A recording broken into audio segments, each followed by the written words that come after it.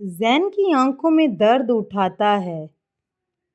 وہ آہستہ سے کہتا ہے، تم نہیں سمجھو گی منزہ، ہر سچ بولنے میں آسان نہیں ہوتا۔ کبھی کبھی انسان خاموش اسی لیے نہیں رہتا کہ وہ جھوٹا ہے، بلکہ اس لیے رہتا ہے کہ سچ بولتے ہی سب کچھ ٹوٹ جائے گا۔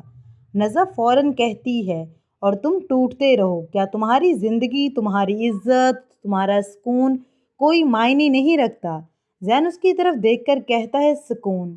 سکون تو اسی دن چلا گیا تھا جس دن میں نے ماہنور کی آنکھوں میں خوف دیکھا تھا۔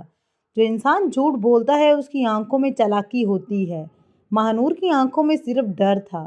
نزا یہ سن کر خاموش ہو جاتی ہے، مگر اس کی خاموشی ہار کی خاموشی نہیں ہے، ایک نئی چال کی خاموشی ہے۔ وہ کمرے سے نکلتے ہوئے سوچتی ہے کہ اگر زین اب بھی ماہنور پر یقین کر رہا ہے تو اسے ماہنور کو نہیں، زین کے یقین کو توڑنا ہوگا۔ اگلی صبح گھر کا ماحول پہلے سے زیادہ بھاری ہے۔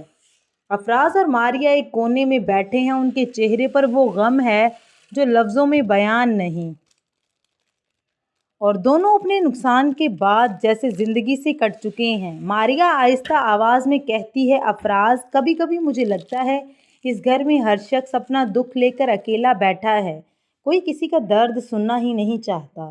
افراز گہری سانس لے کر جواب دیتا ہے، درد سننے کے لیے دل چاہیے ماریہ، اور یہاں سب کے دل اپنے اپنے خوف میں بند ہو چکے ہیں۔